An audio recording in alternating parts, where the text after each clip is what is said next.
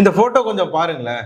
உண்மையிலே பார்த்த உடனே நான் மிரண்டு போயிட்டேன். சிங்கம் சிங்கிளா தான் வரும்ன்ற மாதிரி பாஜக உள்ள வந்ததுன்னா மற்றவங்க எல்லாம் தெரிச்சு ஓட வேண்டியதான். பல கட்சிகளின் ஒரே எதிரி பாஜக. இந்த இமேஜ் தான் இப்போ சமூக வலைதளங்கள்ல ரொம்ப ட்ரெண்டிங்ல போயிட்டு இருக்கு. எல்லாராலையும் பகிரப்பட்டு, ஆமாயா உண்மையாலுமே இந்த கட்சி நம்ம மாநிலத்துக்கும் வரணும் அப்படின்னு சொல்லி மக்கள்லாம் விருப்பப்பட்டு இருக்காங்க. இந்த இமேஜ்ல என்ன இருக்கு அப்படின்னா, பாஜக பல கட்சிக்கு எதிரி. குறிப்பாக எந்தெந்த கட்சிக்குன்னு பாருங்களேன். திமுகவுக்கு எதிரி பாஜக, காங்கிரஸுக்கு எதிரி பாஜக, விசிகாவுக்கு எதிரி பாஜக, கம்யூனிஸ்ட் கட்சிக்கு எதிரி பாஜக, நாம் தமிழர் கட்சிக்கு எதிரி பாஜக, மதிமுகவுக்கு எதிரி பாஜக, மனிதநேய கட்சிக்கு எதிரி பாஜக, எஸ்டிபிஐக்கு எதிரி பாஜக, திராவிடர் கழகத்திற்கு எதிரி பாஜக, தாவேகாவிற்கு எதிரியும் பாஜக, திரிணாமுல் காங்கிரஸ்க்கு எதிரி பாஜக. அதெல்லாம் வேற மாநிலத்துல. தமிழகத்துல பாத்தீங்கன்னா ஒட்டுமொத்த கட்சிகளுக்கும் எதிரி பாஜக. அப்போ நீங்க என்ன பார்க்கணும், இங்க தாவேகாவா திமுகவா கிடையாது. ஒட்டுமொத்த எதிரிகள். அதாவது தாவேகாவா பாஜகவா, திமுகவா பாஜகவா, காங்கிரஸா பாஜகவா, விசிகாவா பாஜகவா, இப்படிதான் நம்ம பார்க்க தோன்றுகிறது. இந்த மாதிரி பல கட்சிகளின் ஒரு எதிரி பாஜக அப்படின்னு சொல்லி இந்த புகைப்படம், இந்த இமேஜ் தான் சமூக வலைதளங்கள்ல ட்ரெண்டிங்ல போயிட்டு இருக்கக்கூடிய இமேஜ். எல்லாராலையும் பகிரப்பட்டு வருது. இதை நான் பார்த்தேன், சரி உங்ககிட்ட காட்டணும் அப்படின்னு சொல்லி பிரியப்பட்டு அன்போட காட்டுறேன். இதுல நான் பேசணும்னு நினைச்சது என்ன தெரியுங்களா, கனிமொழி அவர்கள் தன்னுடைய கட்சிக்காரங்க கிட்ட பேசும்போது என்ன சொல்றாரு தெரியுங்களா, அதாவது நாவடக்கம் வேண்டும் அப்படின்றத என்ன சொல்றாங்க, எப்படி சொல்றாங்க அப்படின்னா, பெண்களை தரைக்குறைவாக பேசக்கூடாது, எந்த பெண்ணை பற்றியும் நாம் அவதூறாக பேசக்கூடாது, அதிலும் திராவிட முன்னேற்ற கழகத்தை சேர்ந்தவர்கள் குறிப்பாக பெண்களை நாம் யாரையும் தரக்குறைவாக பேசக்கூடாது.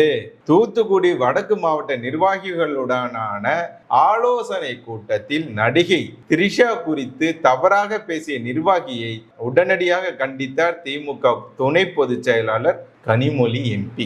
இந்த இமேஜ் பார்த்தேன், இந்த செய்தியை பார்த்தேன். இந்த திமுக இன்னைக்கு மண்ணை கவ்வி இருக்கு அப்படின்னா இதற்கு காரணம் தாவேகா அப்படின்னு நம்ம சொன்னாலும், தாவேகாவிற்கு ஓட்டு போட்டது யாரு, பெண்கள். பெண்கள் ஏன் திமுகவுக்கு ஓட்டு போடல?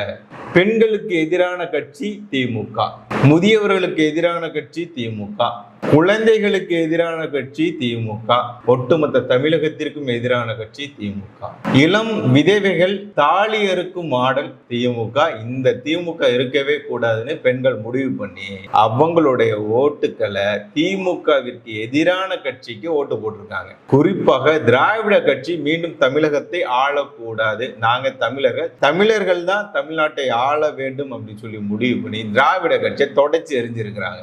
அந்த வகையில அடுத்து தேசிய கட்சியாக இருக்கக்கூடிய பாஜக தமிழகத்துல மலரும். அண்ணாமலை அந்த வேலையை கச்சிதமா தொடங்க போறாரு. இதுல பெண்களுக்கு எதிராக திமுக என்ன பண்ணிருக்கு அப்படின்னு நீங்க கேட்டீங்கன்னா, சும்மா ஒரு சின்ன உதாரணத்தை சொல்றேன். யார் அந்த சார்? இந்த கேள்விக்கு இதுவரைக்கும் பதில் கிடைக்கும். தாவேக ஆட்சியிலையாவது இது கிடைக்கும் அப்படின்னு சொல்லி நம்ம எதிர்பார்க்கிறோம். ஏன் அப்படின்னா, ஓம் சக்தி பராசக்தி, திமுக ஒரு தீய சக்தி அப்படின்னு சொல்லி தமிழக மக்கள்லாம் சொல்ல தொடங்கணும். திமுக ஒரு தீய சக்தி, திமுக ஒரு தீய சக்தி அப்படி சொல்லி தொடர்ச்சியாக சொன்னவர் விஜய் அவர்கள். இவரோட ஆட்சியில இந்த தீய சக்தி செய்த தவறுகளை வெட்ட வெளிச்சத்தை கொண்டு வருவார்னு சொல்லி நம்ம நம்புறோம்.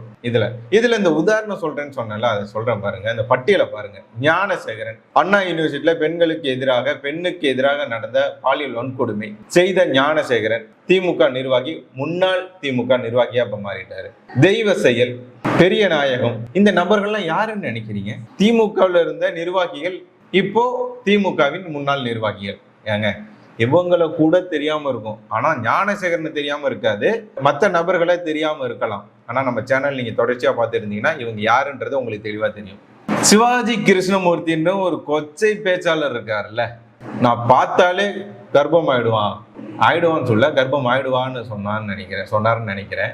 அந்த மாதிரி தரக்குறைவா பேசக்கூடியவர் சிவாஜி கிருஷ்ணமூர்த்தி. தன்னுடைய மனைவியை பத்தி கூட நான் சொல்ல விரும்பல, அந்த மாதிரிலாம் கூட பேசக்கூடிய நபர் இவர். இப்படி கொச்சையா பேசக்கூடிய சிவாஜி கிருஷ்ணமூர்த்தியை பத்தி திமுகவில் இருக்கக்கூடிய முக்கிய நிர்வாகி இருக்காருல்ல, யாரு?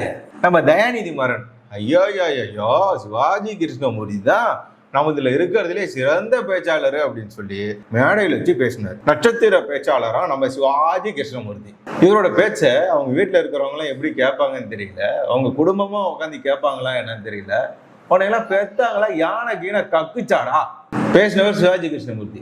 உனக்கு தண்ணி கிடைக்குமாடா, செத்தா கழுவ வண்டு வருமாடா, மாத்தி சொல்லிட்டேன். அதாவது யானை வரும் முன்னே மணி யோசை வரும் முன்னே மதிமேல பூனை மேலன்ற மாதிரி நான் மாத்தி சொல்லிட்டேன். இதுல என்ன சொன்னார்னா, உன்னை செத்தா குளிப்பட்ட தண்ணி கிடைக்குமாடா, நீ செத்தா தூக்கிட்டு போ வண்டி கிடைக்குமாடா, இந்த மாதிரிலாம் பேசினவர் ஆக சிறந்த பேச்சாளர், திமுகவின் நட்சத்திர பேச்சாளர் சிவாஜி கிருஷ்ணமூர்த்தி. அவரோட பேச்சை பாராட்டின இந்த ஆட்கள் இப்போ தெல்ல தெளிவா உணர்ந்துட்டாங்க. பெண்கள் குறித்து, பெண்களுக்கான பாதுகாப்பும் இல்ல, கொச்சையாகவும் பேசிட்டு இருந்ததுனாலதான் இப்போ திமுக தலைவரே பொதுச் செயலாளரே தோத்து போய் எதிர்கட்சி அந்தஸ்து மட்டும் கிடைக்காம போல, அதாவது ஸ்டாலின் அந்த வரிசையில உட்கார முடியாம போனது மட்டும் இல்லாம சட்டசபைக்குள்ளேயே கால் எடுத்து வைக்க முடியாத நிலைமை வந்திருக்கு. இதற்கு காரணம் பெண்கள் சக்தி. இவங்க ஆட்சி முடிய போகும்போது ஒரு உருட்டு உருட்டுனாங்க, வெல்லும் தமிழக பெண்கள். ஏன் திராவிட பெண்கள் வச்சிருக்க வேண்டியதானே, படிச்சிருப்பாங்க அப்படின்னு சொல்லி அப்பவே தெரிஞ்சதுனாலதான் வெல்லும் தமிழக பெண்கள்னு வச்சாங்க. அப்படி இருந்தும் படிச்சிருக்காங்க திமுகவுக்கு. இப்போ அதை உணர்ந்த கனிமொழி, இனிமேலும் நாம கொஞ்சமாவது ஜெயிக்கணும் அப்படின்ற வாய்ப்பு கொஞ்சமாவது இருக்கணும் அப்படின்னா பெண்கள் குறித்து தவறா பேசக்கூடாது, கொச்சையா பேசக்கூடாது, வாயை மூடிட்டு கொஞ்சம் வாயை வச்சுட்டு கம்னா இருங்களேண்டா அப்படின்னு சொல்லி தன்னுடைய கட்சிக்காரர்களை திட்டிருக்கிறாங்க. சென்னை ஹைகோர்ட் நீதிபதியாக இருக்கக்கூடிய நமது GR சுவாமிநாதன் அவர்கள் தமிழக அரசை பாராட்டி இருக்கிறார்.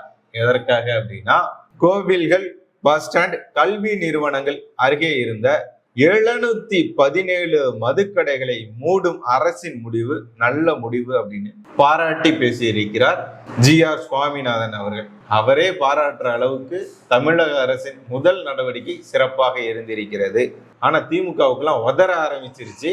பாத்தியா பையா, வாழ்க்கைன்றது ஒரு வட்டம், விஜய் சொல்லுவார்ல, அந்த மாதிரி சும்மா அதிருது இல்ல, அந்த மாதிரி விஜய் அவர்கள் ஒரு உத்தரவு போட்டார், வெள்ளை அறிக்கை வெளியிடுவோம்னு. அதை கேட்ட உடனே திமுகவுக்கெல்லாம், திமுக தலைவர்களுக்கெல்லாம் பேதி போயிடுச்சு. ஏன் அப்படின்னா, நாங்க எவ்வளவு அனுமதிக்கப்பட்ட அளவுல தான் கடன் வாங்கியிருக்கோம் அப்படின்றாங்க. இவங்க சொன்னது மட்டும் இல்லாம இவங்களோட வாடகை வாங்கி இருக்காங்கல்ல, திருமாவளவன் அப்படி சொல்லக்கூடாது, திருமாவளவன் இருக்காருல்ல, அவரையும் வச்சு பேச வச்சாங்க. அப்புறம் ஐயோயம்மா கட்சின்னு ஒரு கட்சி இருக்கு, அது எப்படின்னா ஐயோஎம்எல்லாம் அந்த கட்சியும் இந்த மாதிரி பேசிக்கிட்டு இருந்து வெள்ளை அறிக்கையை வெளியிடுறது, தமிழக கடன் பத்தி எல்லாம் பேசிக்கிட்டு இருந்தாங்க.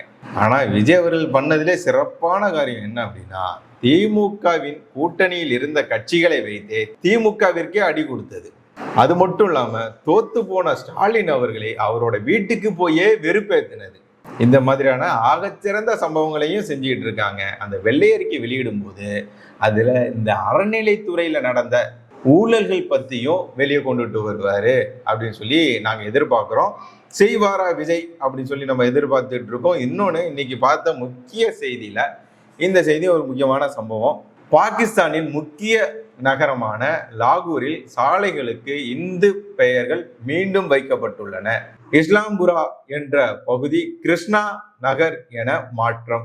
இது போன்ற பல பகுதிகள் மற்றும் சாலைகளின் பெயர்கள் மாற்றப்பட்டுள்ளன. சுதந்திரத்திற்கு முன் அழைக்கப்பட்ட பெயர்களை மீண்டும் பயன்படுத்தி வரலாற்று சிறப்புகளை தொடர்ந்து கடைபிடிக்க முடிவு. இதற்கெல்லாம் காரணம் ஒரு பேர், நரேந்திர தாமோதரதாஸ் மோடி என்னும் நான். அந்த ஒரே மகான் தான் இந்த மாதிரி எதிர்நாட்டிலும் அரசியல் செய்யக்கூடிய, ஆளுமை செய்யக்கூடிய ஒரு நபர் அப்படின்னா பாகிஸ்தான் மக்களே புகழ்ந்த ஒரு பாரத பிரதமர் யார் தெரியுங்களா? நரேந்திர மோடி அவர்களை தான். அந்த மாதிரி ஒரு பிரதமர் நம்ம நாட்டுக்கு கிடைக்கலையே அப்படின்னு சொல்லி வருத்தப்பட்டு சொந்த நாட்டு பிரதமரை காரி துப்பிக்கிட்டு இருந்தாங்க பாகிஸ்தானிய மக்கள். இப்போ பாகிஸ்தான் நாடு கொஞ்சம் புத்தி வந்துருச்சு நீங்க நம்புறீங்களா, நினைக்கிறீங்களா? மோடி அவர்கள் இருக்கும் வரை இந்த மாதிரியான பயத்திலே இருப்பாங்க பாகிஸ்தான். மோடி அவர்கள் மட்டும் இல்லைன்னா என்னால் நினைச்சு கூட பார்க்க முடியல. எப்படியோ காங்கிரஸ் இல்லாத இந்தியா, திராவிடம் இல்லாத தமிழ்நாடு உருவாகி விட்டது.